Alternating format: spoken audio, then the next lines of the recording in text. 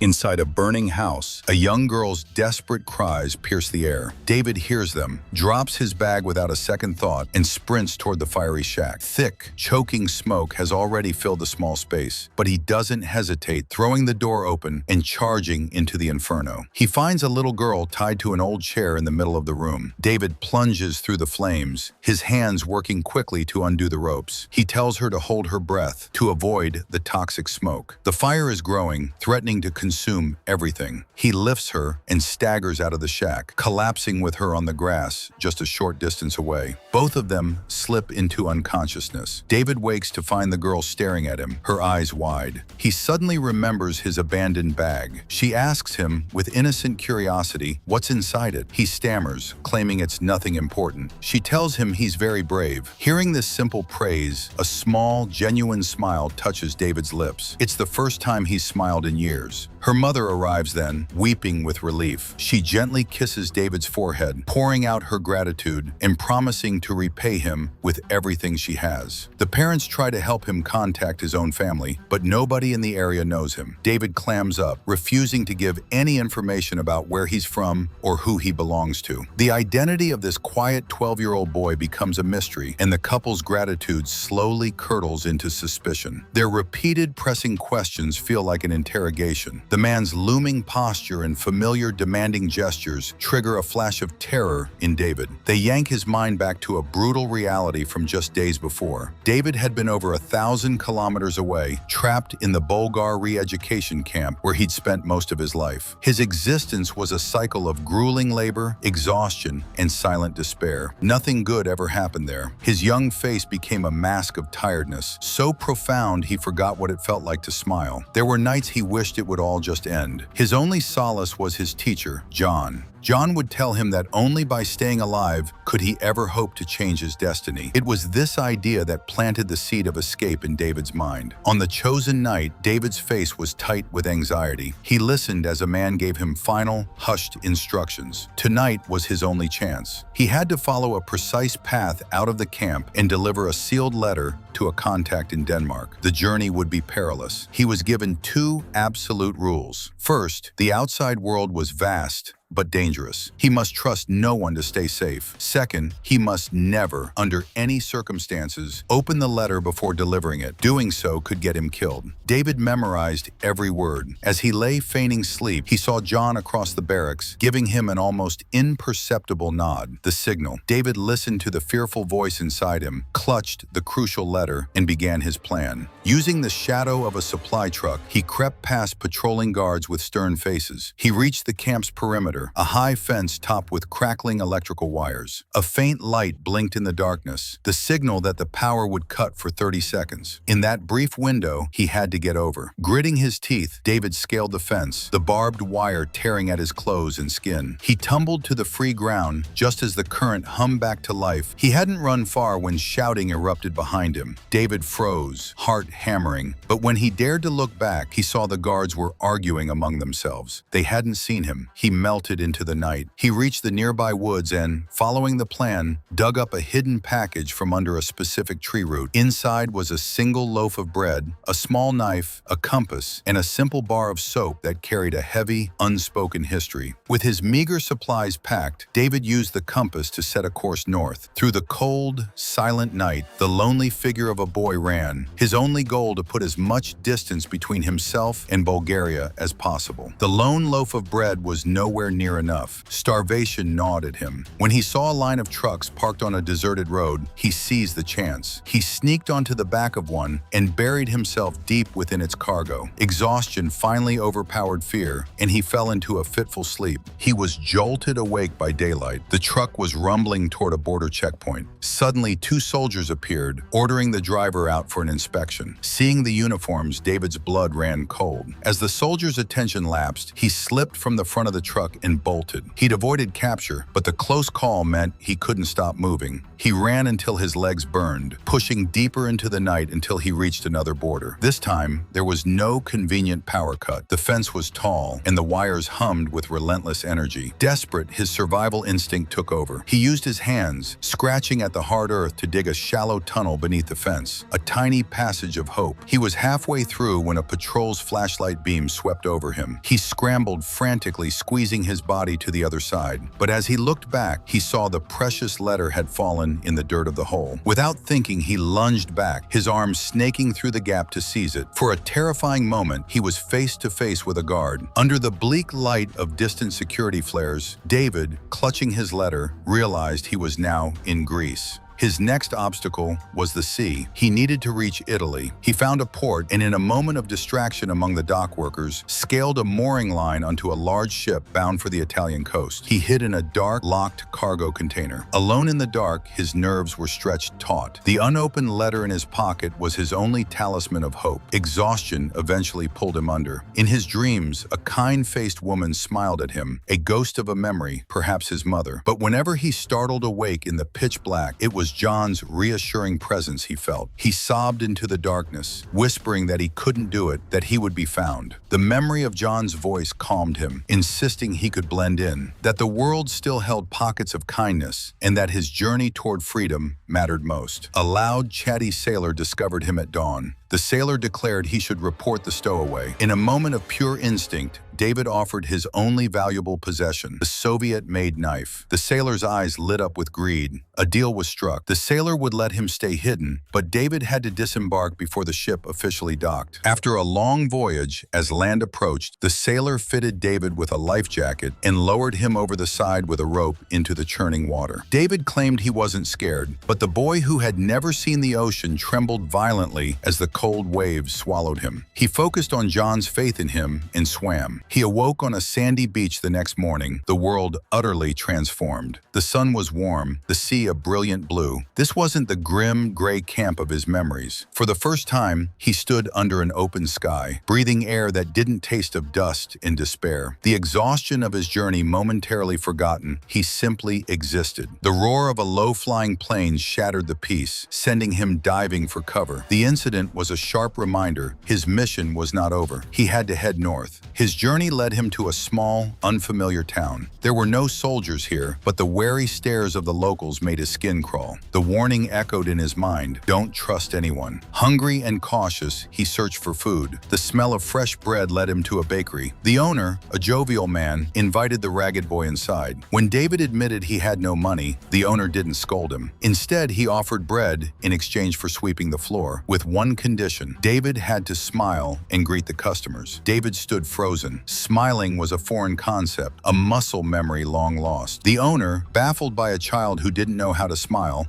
shook his head and muttered to a statue of Saint Elizabeth on the counter. He then pressed a small prayer card of the saint into David's hand for protection. Soon after, David saw the owner speaking intently with a policeman at the door. A cold dread settled in his stomach. He understood betrayal. He dropped the broom and fled the bakery, running until his lungs screamed, the owner's shouts fading behind him. He ran blindly into a wild forest, tripped, and tumbled down a steep slope, coming to a painful stop against a tree root. His compass, smashed in the fall, was now useless. He was lost. In this desolate place, the dark memories rushed back. He remembered the camp officer forcing everyone to line up because a single bar of soap had gone missing. The violent outcome was a blur, punctuated only by the terrifying sound of a gun being loaded. Terrified in the present, David clutched the St. Elizabeth card and prayed for guidance. As if in answer, a strange sense of direction settled over him. He climbed the tallest tree he could find, and from its heights, he spotted a road snaking out of the forest. Hope rekindled, he moved on. In the next town, a snarling dog blocked his path, seemingly agitated by his grim demeanor. It chased him until he scrambled over a high wall to escape. The dog's owner, an old woman, called the animal off. She wasn't angry. Instead, she gave David a basket of wine bottles to deliver to a nearby farm, pressing 2 coins into his palm as payment. He delivered the basket to a farm buzzing with laughter and music, a scene of joy he couldn't comprehend. The lady of the farm, however, took one look at his sullen, dirty face, and dismissed him with a wave. Hurt, David turned away. With his 2 coins, he entered a small general store. In the window, he saw his reflection in a cracked piece of glass. He tried to arrange his face into a smile, but it was a grotesque, strained imitation. He approached the counter and confidently pointed to bread, cheese, and fruit, asking the shopkeeper to wrap them up. The shopkeeper's smile vanished when David produced only his 2 coins. The man erupted in rage, cruelly mocking him, asking if he wanted to buy the whole store and adopt his family too. Humiliated, David fled empty-handed, again passing the shop window with the mysterious yellow and white book. The sight of a mother laughing with her child on the street pierced him with a deep, lonely ache. He remembered his own mother's face and her weak voice calling his name as she died. John's words came back. Only by living can things change. He had to get to Denmark. Soon after, he found a couple stranded on the roadside, their car out of gas, arguing about who should walk to the station. David quietly offered to go. He returned with a heavy fuel can, riding on the back of the station attendant's motorcycle, feeling the wind on his face, a fleeting sensation of something like freedom. The grateful couple paid him far more than the task was worth. For the first time, he ate until he was full and had supplies for the road.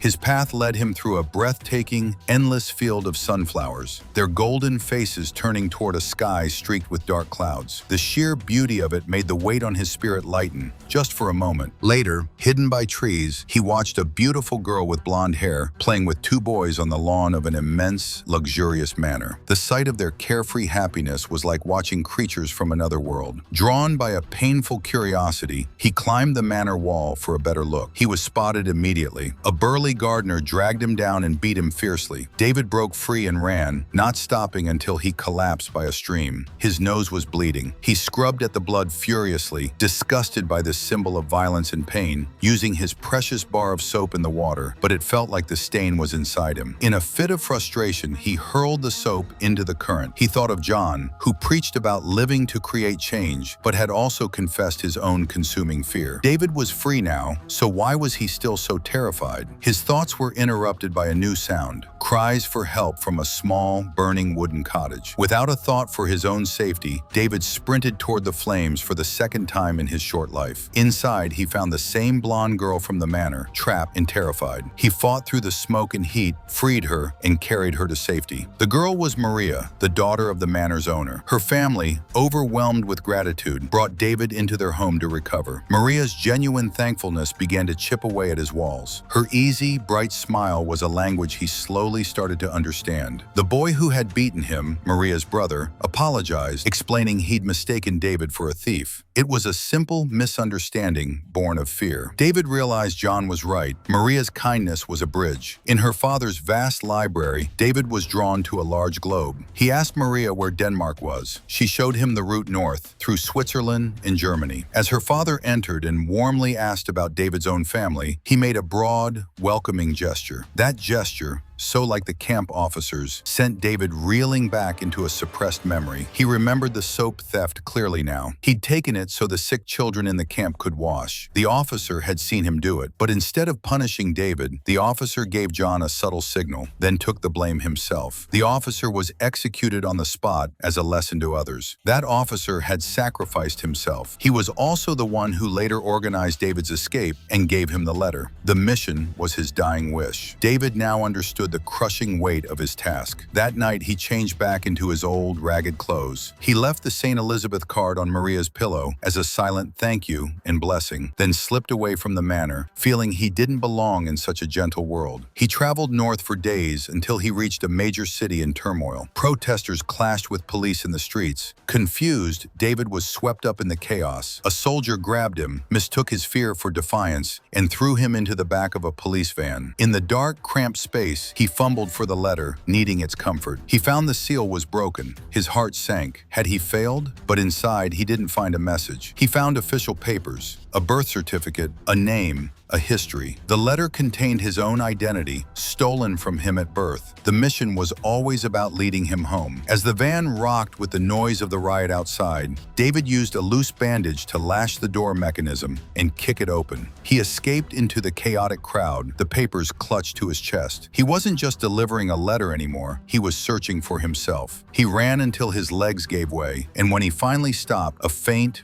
real smile of relief touched his lips. A familiar car horn sounded. It was the sailor from the ship, grinning behind the wheel. He offered David a ride. Fortune, it seemed, was finally shifting. The sailor took him as far as Milan. From there, David continued alone, over mountains and through valleys, until he found himself by a serene, mirror-like lake. An elderly woman, Sophie, was there painting. Her artist's eyes saw past his dirt and fatigue to the profound sorrow beneath. She asked to paint his portrait. He sat rigid and silent for hours. She gently encouraged him to speak, to relax, but he had no words to offer. She invited him for lunch at her home, which was just across the border in Switzerland, directly on his route. He accepted. At the border checkpoint, soldiers asked for David's papers. Sophie smoothly claimed he was her forgetful grandson. When the soldier remained skeptical, she disarmed him with a joke, saying the boy was only passing through to overthrow the government. The soldier laughed and waved them through. Sophie's small home was a gallery of her paintings. She hung the new portrait of David. Seeing his own face, the deep, sad eyes, the tense mouth, was a shock. Sophie explained softly that art, like people, must be seen from many angles. She saw a good heart buried under a mountain of serious pain. Over a simple meal, she showed him a locket with a photo of her son, lost to an epidemic years before. Her only companion now was a gentle cat. David, who had never petted an animal, buried his face in its soft fur, seeking a comfort he didn't have words for. She asked about his family. David abruptly said he had none, then clumsily claimed he was from a traveling circus. Sophie didn't press. Instead, she offered him a safe place to stay, sensing his deep fear. David begged her,